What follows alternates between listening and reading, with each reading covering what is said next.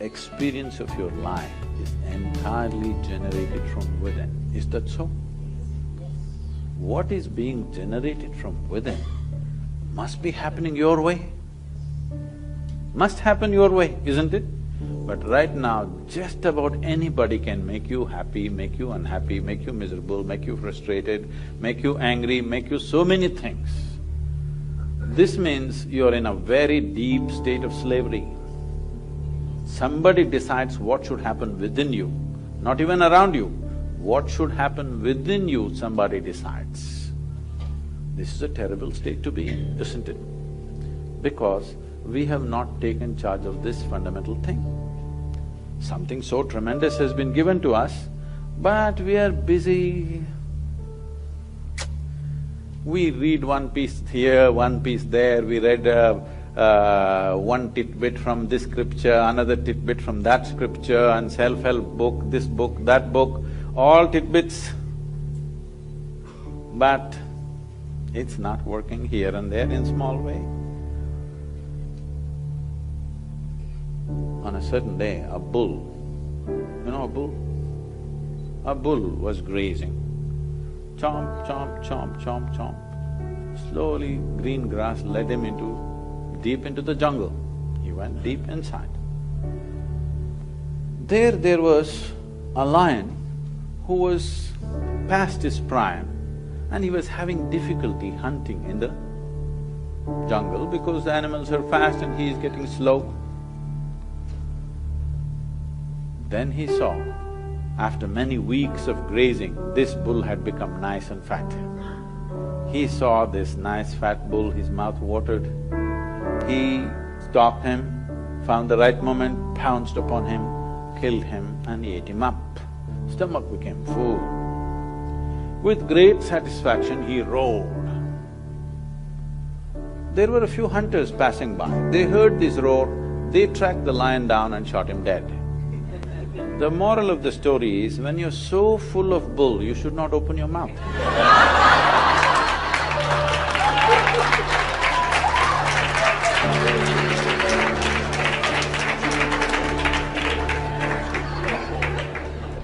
So, the fundamental thing is, at least we must come to this. What I know, what I do not know, I do not know. Is this okay? Can we come to this much sincerity? What I know, what I do not know, I do not know. Is it okay? No, right now the thing is, whatever I don't know, I believe. Whatever I do not know, I believe. Once you believe, you get enormous confidence without clarity. Confidence without clarity is the biggest disaster on this planet. Human beings who don't have clarity must at least have humility and hesitation in them. No clarity, but they have confidence. Oh, because see, the nature of human intelligence is like this. If you do something stupid right now, tonight, your intelligence will bother you, why did I do this? This is the nature of human intelligence. But if your stupidity is scripture endorsed or God endorsed, then you can do the same idiotic things with utter confidence. You don't have to turn back and look.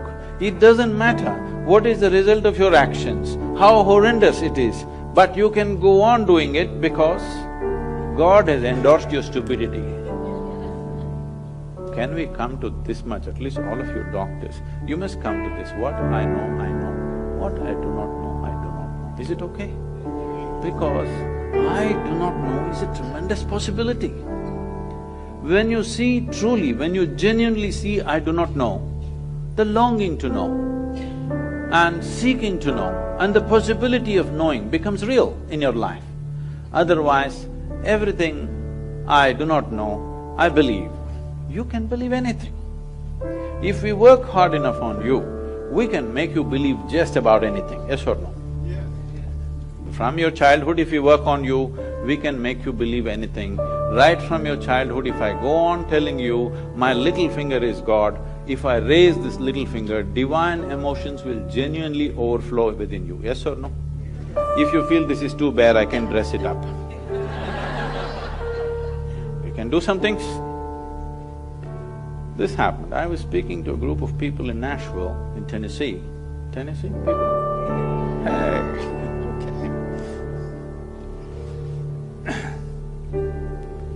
And I was just telling them a joke.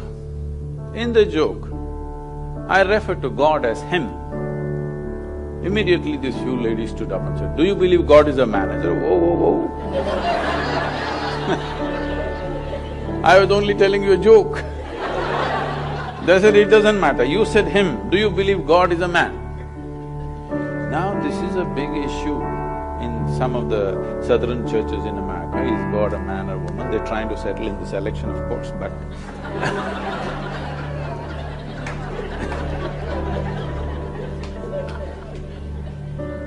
is God a man or a woman is going to become a serious issue in America in the coming years, once the president is on. But in India, we have no such problems. We have a man god, we have a woman god, we have an elephant god, we have a cow god, we have a snake god, we have a crawling one, we have a creeping one, we have a flying one, every kind. Because we are a very wise culture, we foresaw all the future problems that may occur. Who knows who will claim tomorrow what? I was just 2 weeks ago, I was in Uganda. You know, in Uganda there was this… Some of you come from there? Oh yeah. I was in Uganda 2 weeks ago. And Idi Amin declared, "God is black." I agree with him. Because if a white man can have a white god, why can't a black man have a black god? What's the problem? But these people don't know, because they've never seen God, you know. They saw only the messengers, sons and stuff. In India, we know God is brown. Yes, because God Himself landed in India 9 times. You know this? 9 avatars, 9 times God Himself landed in India, Himself. Not His son, not His messenger, Himself. Indians Indians are always very proud of this. God came Himself to India. To other places He sent messengers. So, wait. So I keep reminding them, that is because God wouldn't trust anybody with Indians.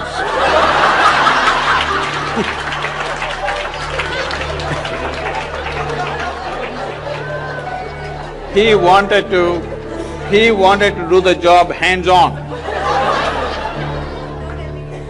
So He Himself came 9 times and failed. 9 or 10 times debatable, but failure is not debatable, isn't it? So, we can believe what we want. Our beliefs may have something to do with our cultural milieu. We can wear our culture. Culture is the color of our life. We can wear our culture, we can be proud of it, we can enjoy it, but culture is not a tool for seeking truth.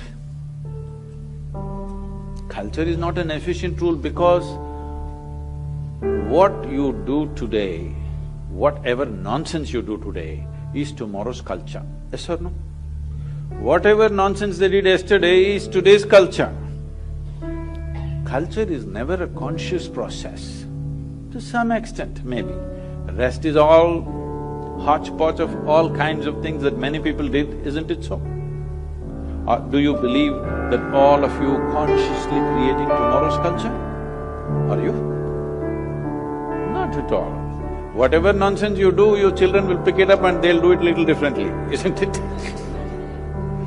So, culture is not a conscious tool. Culture doesn't have sharp edges. It is just like that, simply evolving like an amoeba in various forms, everybody in this room full of people, each person will have their own understanding of what is Indian culture right now. Yes or no? And you're free to have that, because it is you who making the culture, you're the producers of culture. This is not an instrument of truth. But if you do not know the truth about your own nature, how can you conduct this well? Only by accident. When you conduct something so sophisticated by accident, anxiety is natural, isn't it? Everybody is a client, you can put that up in your practice. Psychiatrist, everybody is a client. I was just joking, we started many crematoriums because the conditions were very bad in southern India. Isha started many crematoriums. People asked Sadhguru, what should be the byline? So we called it Kayantasthanam, that means where the body ends. Byline, I said, put it, everybody is a customer. Don't do any market development, just wait. Everybody will come one day. You don't have to do any marketing. Anyway they will come, isn't it? So madness is also going to become like this, that almost everybody is a client. If you get angry, you say, I'm mad at you, isn't it? You're admitting it. But without doctor's help, you are able to come back to reasonable states. But you are flying off. One day when you cross the line, if you cannot come back, then you are clinically ill.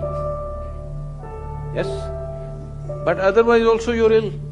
If you do not know how to manage your own thought, if you do not know how to manage your emotion, if your intelligence does not function for you, it functions against you, would you term this kind of madness?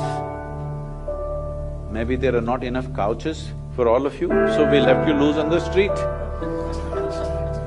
But it's happening, isn't it? So, especially all of you being in medical profession, I would plead with you, you must invest some time upon yourself.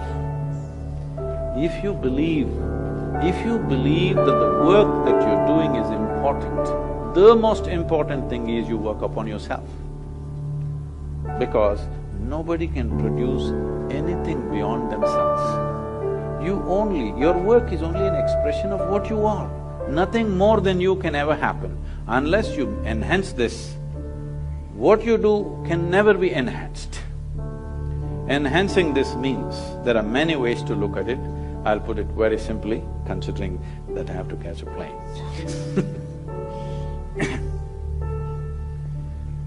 See, when we say intelligence, today, because of English language and the so-called modern education, the kind of education that most of us have gone through is just education which was designed to produce obedient people, not intelligent people. It was not designed to cultivate geniuses. It was designed to curb your genius and make you into an obedient person, so that you can take orders from Her Majesty's service. Yes, essentially it was created for that purpose. Maybe you're useful in some job, but it will not allow you as a human being to really blossom, to create something. It is created for mass production of something, whatever that is. There are some interests, goals set up by other people, how to produce nuts and bolts for that large machine that we have created is how the education is structured. This is not cultured for individual enhancement, this is not cultured for… See, if you're looking at… Anyway, the children's schools are called nurseries, isn't it? A nursery means what? You must provide conducive soil for this plant to grow its fullest possibility. This is the aspiration for every life, whether it's an earthworm or a grasshopper or a tree or a bird or an animal, all of them are aspiring to become full-fledged life, isn't it? But the problem is, we know what is a full-fledged grasshopper, we know what is a full-fledged earthworm, we know what is a full-fledged bird, we don't know what is a full-fledged human being. Because for the human being, for every other creature, there are two lines which nature has drawn. Within that they live and die. For the human being, there is only bottom line, there is no top line. Because there is no top line, people are suffering. Or in other words, what you're suffering is not your bondage, as people are telling you. What you're suffering is your freedom. Because nature has left you free, you can be anywhere you want right now. See, if you were born as a tiger, you wouldn't have this confusion, you know. You wouldn't sit and worry, will I become a good tiger or not?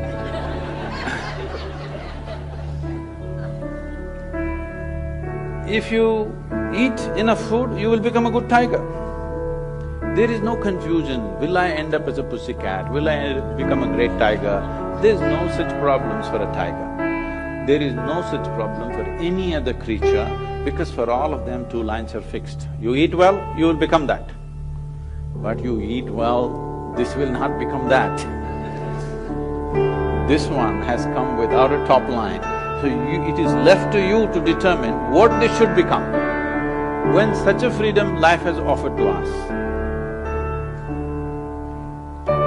this is the greatest possibility. Upon this planet at least, of the life that we have seen, this is the greatest possibility, isn't it? Instead of exploring it, we're trying to fix it all the time. This is this, this is that. We are trying to fix a top line. But tell me, whatever you are right now, would you like to be something more? You must tell me right now, otherwise I'll bless you.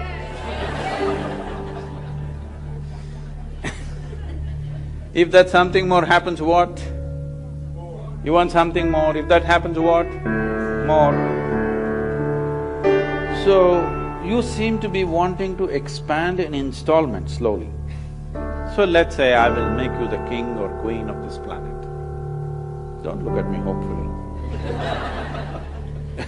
Does it look like I'm going to commit such a blunder today? No. Suppose you become the king or queen of this planet, will you be fulfilled? I'm asking you. You will look at the stars, isn't it? Yes or no? This is the nature of the human being, because you are not looking for more, you're looking for all.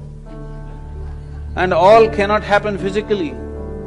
If you're looking for all, this means you're looking for a boundless goal, an infinite goal. You're looking at infinity and going in installments. This is a terrible crippling process. Yes, you're looking at the infinite, your goal is infinite nature, but your approach is installments. Can you count 1, 2, 3, 4, 5 quickly and arrive at infinity one day? You will only become endless counting, isn't it? So if you're longing for something infinite, this means you're longing for something without boundaries. You're longing for something without boundaries means you cannot approach it with a dimension with boundaries. When I say dimension with boundaries, see, everything physical is possible only if there is a defined boundary, isn't it? Now, this we call a physical body because it has a defined boundary. If we pull out all the boundaries, then this is no more physical, isn't it? Physicality is a consequence of boundaries, but there is something within you longing to become boundless. If this longing to become boundless, if you give it an unconscious expression, if it finds a very basic physical expression, we call this sexuality. All you are trying to do is something that is not you, you're trying to make it a part of yourself. It seems to work for a moment and after that it doesn't. If you find an emotional expression for this, we call this love. This again the same thing, something that is not you, you're trying to make it a part of yourself. If it finds a mental expression, it gets labeled as greed, ambition, conquest or simply shopping. If it finds a conscious expression, generally we used to call it yoga, but in New York City, I'm a little afraid to use that word because immediately all of you may start… What people are doing in the Times Square, you may start doing it right here, it's just next door. No, yoga does not mean twisting and turning your body. Yoga means you learned how to obliterate the boundaries of your individuality. You learned how to erase. Why should I erase? Not that you should erase, because there is no boundary, it is only your psychological structure which is giving you a boundary. Right now when you sit here, you are absolute, isn't it? This is me, that's you, 100%. But try this and see, close your mouth, hold your nose like this for a minute. You will know that this is not absolute, this has to transact continuously, isn't it? What you exhale, the trees are inhaling, what the trees exhale, you are inhaling. If you stop this transaction, or in other words, for those of you who are pulmonologists, 1/2 of your lungs is actually hanging out there on the tree, isn't it? Yes or no? 1/2 of your lungs is out there, because this cannot function without that. Now, this is not just on the respiratory level, every subatomic particle in this body is in constant transaction with everything in this cosmos, otherwise this cannot exist for a moment. See, here we are, sitting on a round planet and the damn thing is spinning on top of it. And in the middle of nowhere, you don't know where it begins, where it ends. Here we are sitting and doing all this talking. Obviously, a million forces that you don't even understand are keeping you in place, isn't it? Yes or no? If you don't know, you go up a mountain or dive into the water, you will understand what I am saying. If you go up a mountain, your brains will fill up with water. If you go down, your blood and brain will become full of air. All that's happened is little change in pressure.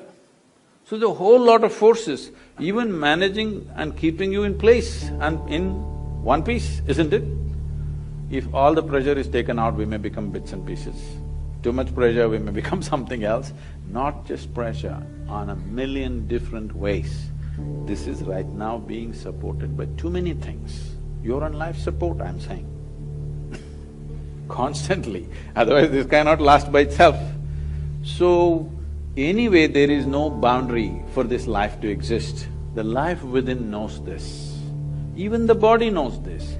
Only your mind doesn't know this. Your mind thinks you're an absolute creature by yourself. So when you consciously erase this boundary in your mind, this means you can sit here and experience everything as yourself. If everything in the universe you begin to experience as myself, then we say you're in yoga, or we say you're a yogi. This means a union has happened, you have successfully erased. What is the use of this? This means there are different dimensions of intelligence within us. Unfortunately, our education systems are using only one aspect of it, which is called the intellect. In yoga, we identify 16 dimensions to human mind. These 16 dimensions are seen as 4 parts. We will look at these 4 parts. This is called as buddhi, ahankara, manas and chitta. Buddhi means intellect. Intellect must be sharp, otherwise it won't work. But it is the sharpness of the intellect which is cutting you up every day. Not because intellect is a bad thing. If you don't have a steady hand, a sharp knife is a problem, isn't it? Why we don't give a knife to a child's hand is not because the knife is dangerous, because the child doesn't have a steady hand. In the last 24 hours, what do you think? Have knives saved more lives or taken more lives? Surgeons, please tell me.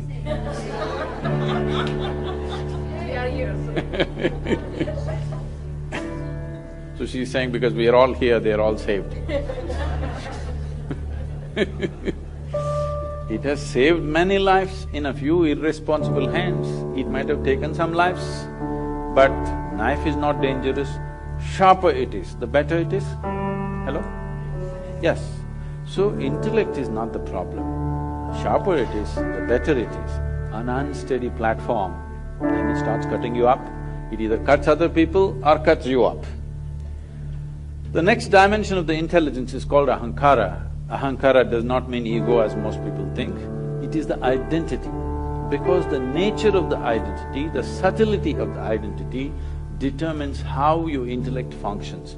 Right now I say, I am a man.